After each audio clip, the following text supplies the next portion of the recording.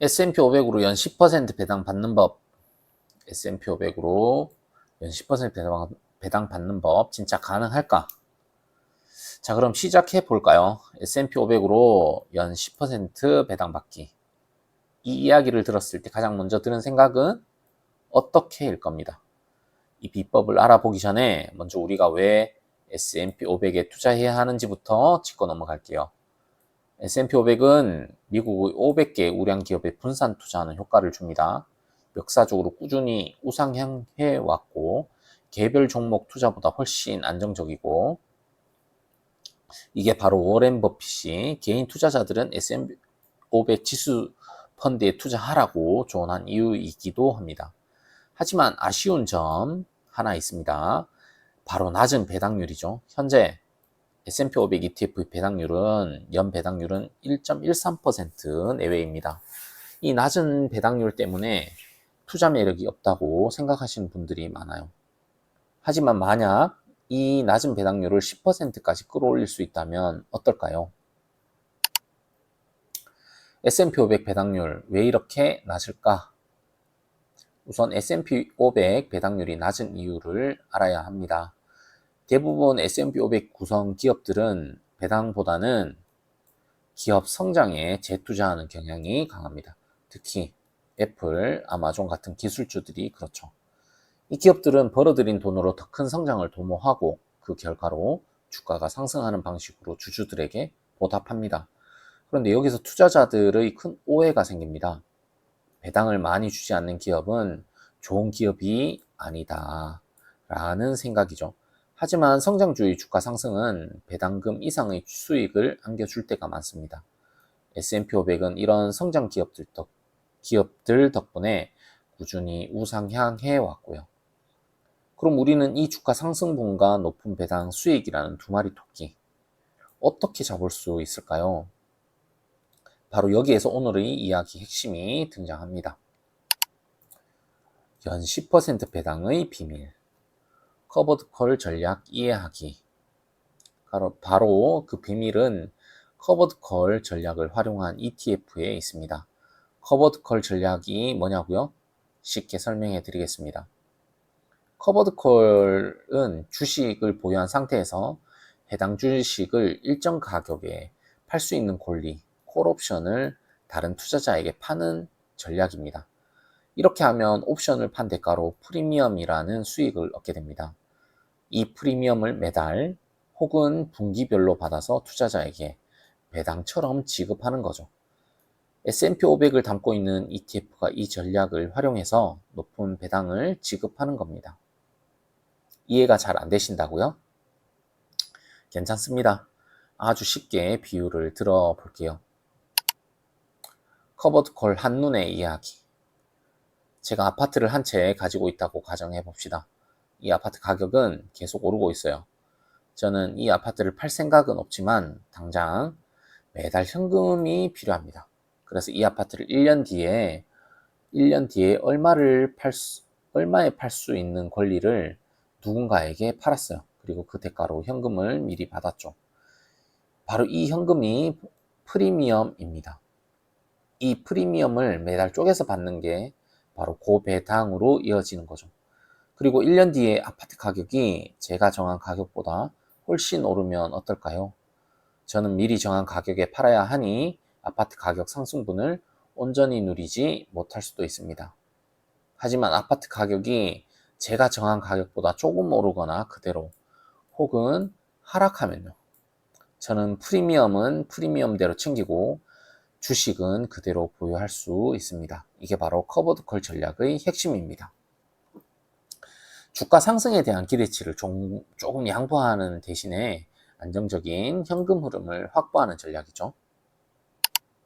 커버드콜 ETF 장점과 단점. 자, 그럼 이 커버드콜 전략을 활용한 S&P 500 ETF의 장점과 단점을 명확하게 짚고 넘어갈게요. 장점 첫 번째, 바로 높은 배당 수익률입니다. 이 ETF들은 보통 연 한 7에서 12%에 달하는 높은 배당을 지급합니다. 매달 현금 흐름을 창출하고 싶은 분들에게는 최고의 선택지가 될 수 있죠. 두 번째, 변동성 완화입니다. 시장이 하락할 때 옵션 판매로 얻은 프리미엄 덕분에 일반 S&P 500 ETF보다 하락폭이 작을 수 있습니다. 하지만 치명적인 단점도 있습니다. 바로 주가 상승률이 제한적이라는 점입니다. S&P 500이 급등하는 강세장에서는 콜옵션이라는 판매로 인해 상승분의 일부를 놓치게 됩니다. 앞서 말씀드린 아파트 예시처럼요. 정리하면 이 ETF는 급격한 주가 상승을 포기하는 대신에 안정적인 고배당을 추구하는 상품입니다. 이 점을 명확히 인지하고 투자해야 합니다. 어떤 ETF에 투자해야 할까? 자, 이제 많은 분들이 궁금해하실 그래서 어떤 ETF를 사야 하나요? 라는 질문에 대답해 드릴게요. 오늘 제가 소개해 드릴 ETF는 총 3가지입니다. 첫 번째는 제피. 가장 유명하고 순자산 규모도 압도적으로 큽니다. 연배당률이 7에서 10% 수준이고 단순히 커버드콜만 하는 게 아니라 주식 포트폴리오를 적극적으로 관리하는 액티브 ETF입니다. 두 번째는 QYLD입니다. 이름에서 알 수 있듯이 S&P 500이 아니라 나스닥 100 지수를 추정하는 ETF입니다. 나스닥은 변동성이 크기 때문에 QYLD 배당률은 10%를 넘을 때가 많습니다. 하지만 그만큼 주가 하락 리스크도 크다는 점을 명심해야 합니다. 마지막은 XYLD입니다.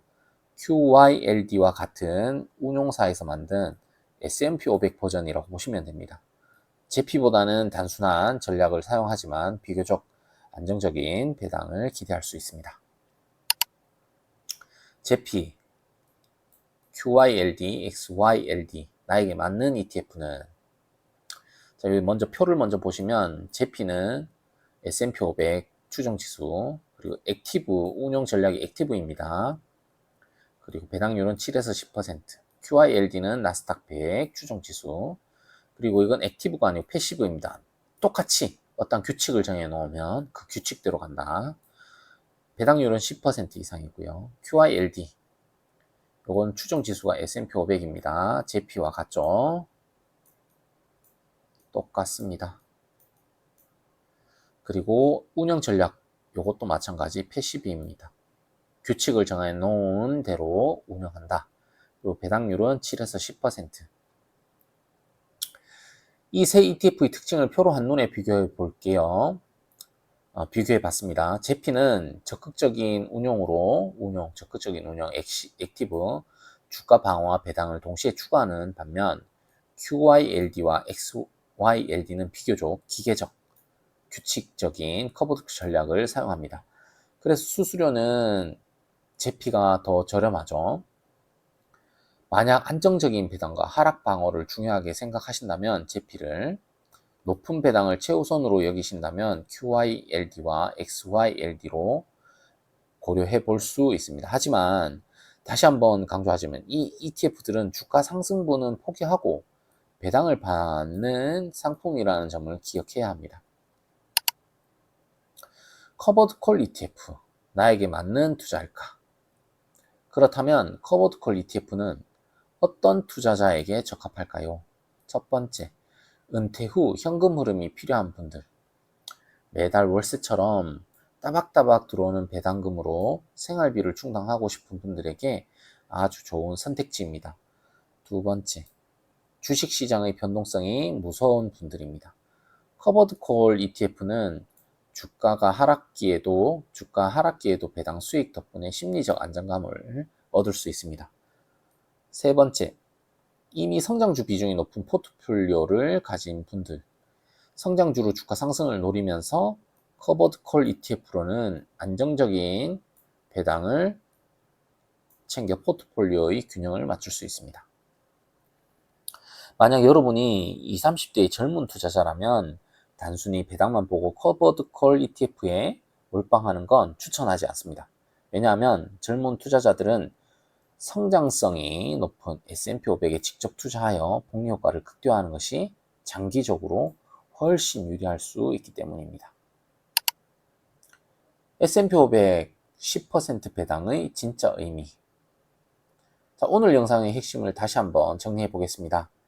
S&P 500 연 10% 배당을 받는 방법은 커버드 콜 전략을 활용한 ETF에 투자하는 것입니다. 이 투자는 주가 상승분을 포기하고 안정적인 배당금을 받아서 현금 흐름을 창출하는 전략입니다. 따라서 S&P 500의 주가 상승을 온전히 누리고 싶다면 일반 S&P 500 ETF, 스파이나 IVV, VOO 등의 현금 흐름이 더 중요하다면 커버드 콜 ETF에 투자해야 합니다. 무엇보다 중요한 것은 자신의 투자 목표와 성향에 맞게 현명한 선택을 하는 것입니다. 덮어놓고 10% 배당이라는 말에 혹해서 투자하기보다는 이 상품의 장점과 단점을 정확히 이해하고 투자하셨으면 좋겠습니다. 오늘 영상이 여러분의 현명한 투자에 조금이나마 도움이 되었길 바랍니다. 감사합니다.